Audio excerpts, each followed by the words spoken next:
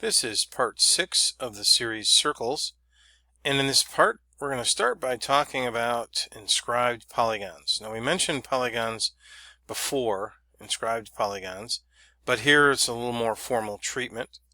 Inscribed polygon is a polygon with all vertices on a circle. So this would be an inscribed hexagon, and any inscribed polygon has its vertices on the circle. Here we have two theorems. The first one is a fairly simple theorem based on the inscribed angle theorem. It's an inscribed right triangle theorem. If a right triangle is inscribed in a circle, then the hypotenuse is a diameter.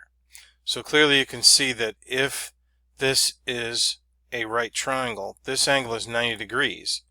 This 90-degree angle has to intercept a semicircular arc, and so this angle is 1/2 the arc, and therefore if this angle is 90 degrees and we form a triangle inside this circle, this has to be the hypotenuse because it's opposite the right angle.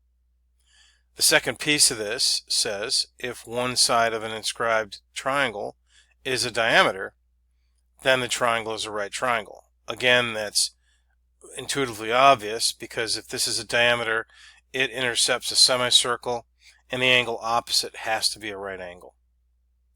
So that's a fairly basic theorem, and it's based off of the inscribed angle theorem.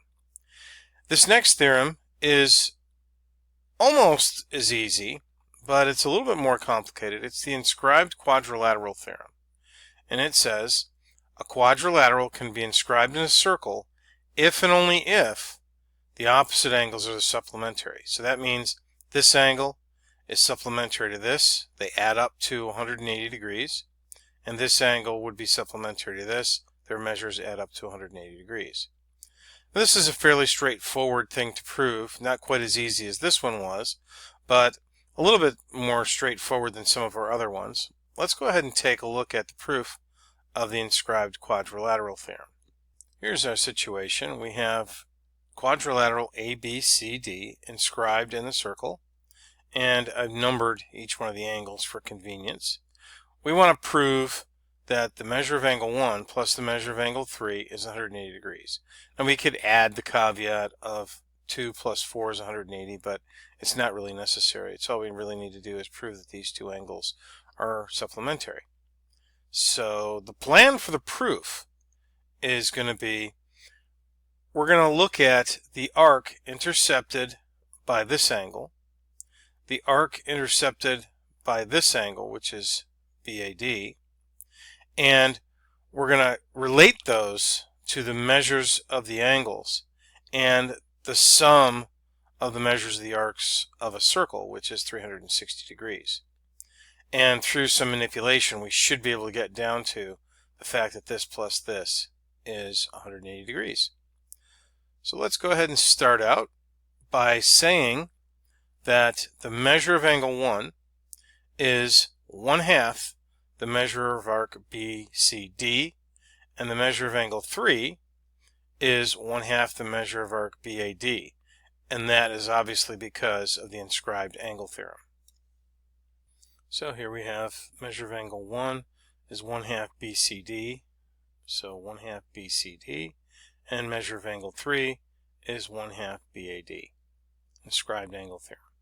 Now I need to relate arc BCD and arc BAD to the entire circle, and I know that the measure of arc BCD plus the measure of arc BAD equals the entire circle, which is 360 degrees from the arc addition postulate.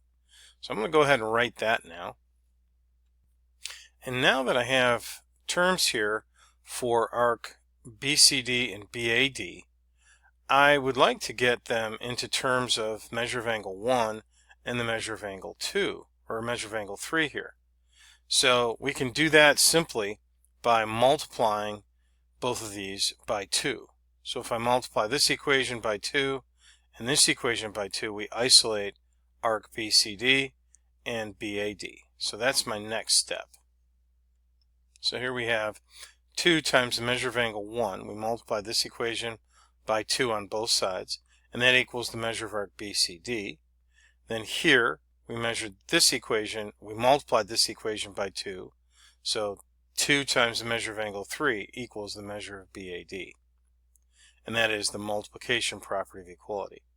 Now I have measure of arc BCD is equal to this, so I'm going to substitute this for this, and the measure of arc BAD is equal to 2 times the measure of angle 3, so I'm going to put this in here.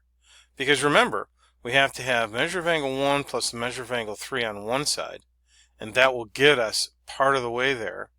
And on the other side, we have to have 180. So I think you might be able to see this 2 over here starting to come into force with 360 and the 180.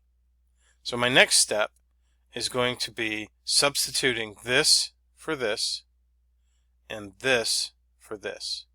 So that's what I'm going to write here. Okay, now with this statement, we're almost there. The only thing we have to do is get rid of these 2's. So that's all I really need to do is divide both sides of this equation by 2. If I divide this by 2, I'll have measure of angle 1. If I divide this by 2, I'll have measure of angle 3. And if I divide this by 2, I'll have 180 degrees. So that's all I need to do, is divide this by 2. And there we have it. There's our final step in the proof, division property of equality. Now we could have added an extra set of lines to account for measure of angle 2 and the measure of angle 4 in this exact fashion. And then we would have had another line for this arc, CDA and ABC, and we could have duplicated this whole thing to get another expression in terms of measure of angle 2 and the measure of angle 4, but it's not really necessary. It's just a technical detail there. So there's our proof of the inscribed quadrilateral theorem. Now let's go ahead and work an example just to solidify these concepts. So here on the left we have a circle with an inscribed triangle, and we can see that LN is a diameter, and therefore this angle has to be a right angle because this diameter intercepts a semicircle on both sides, and since we have a triangle on this side, this angle intercepts a semicircular arc, therefore this angle has to be 90 degrees, and in order to find the value of x, that's all we need to do is set 3x equal to 90. So 3x equals 90, x equals 30. That's a fairly straightforward application of the inscribed right triangle theorem. Now let's look at the right side here, and we have an inscribed quadrilateral. Now again, in these types of problems, what I like to do is put in everything that I can determine from these and then answer my questions at the end. So the first thing I can see here is, because of the inscribed quadrilateral theorem that we just proved, we know that angle Q is going to be supplementary to angle A. So if this is 60, this angle has to be 120.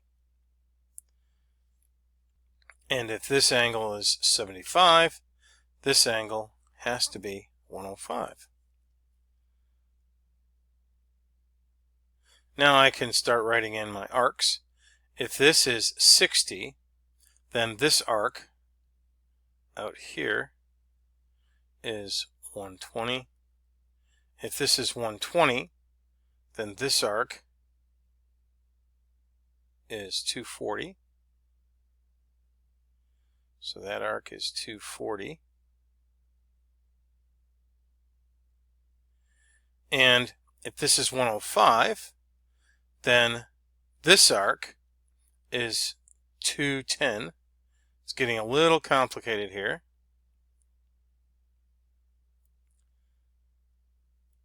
And if this is 75, then this arc is 150.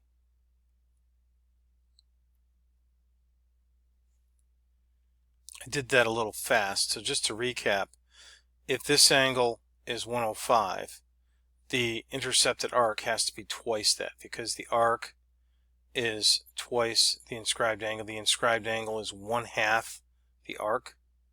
So the inscribed angle is 1/2 the arc. So if this is 120, this has to be 240. The angle is 1/2 the arc. If this is 60, this has to be 120. And the angle is 1/2 the arc. If this is 150, this has to be 75. So now, QUA, arc QUA is this one, which is 150. UAD is this one, which is 120. Our angle U is 105, and angle A is 120. Okay, now let's see if we can work out a slightly more challenging problem. In this problem, we have an inscribed quadrilateral, and we're given 4 values and no constants, so that's going to be interesting. We're asked to find the values of x and y and the measures of the interior angles of the polygon. So here we're given 2 opposite angles that are in terms of x and y, and 2 opposite angles in terms of x and y. So we have no matching homogeneous terms here. They're all in different variables. So we're going to have 2 equations and 2 unknowns. So we've got a little bit of an algebraic challenge that we're going to work out here. So let's get started with this. Using the inscribed quadrilateral theorem, we know that opposite angles are supplementary. So beginning with this, we have 5x plus 20y equals 180. And then we also have 4x plus 25y equals 180. 2 equations, 2 unknowns. A couple ways to solve it. The most obvious way to me is I'm just going to set these equal to each other because they're both equal to 180. So 5x plus 20y equals 4x plus 25y. Now let's collect the x terms over here. So we have x plus 20y equals 25y. Collect the y terms on this side by subtracting 20. So x equals 5y. Alright, now we have something in terms of x alone. We can go ahead and take this value and substitute it in here for the x value here, because x is 5y. So taking this equation, 5 times x, which is 5y, plus 20y equals 180. Then 25y plus 20y equals 180.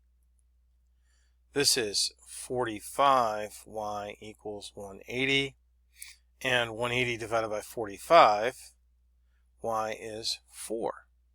Now we can take this value and substitute it in here and get our x value. So x equals 5 times 4, so x equals 20. Now we can go ahead and take our x and y values and substitute them in here for our angles. So the measure of angle P equals 20y, which is 20 times 4, which is 80.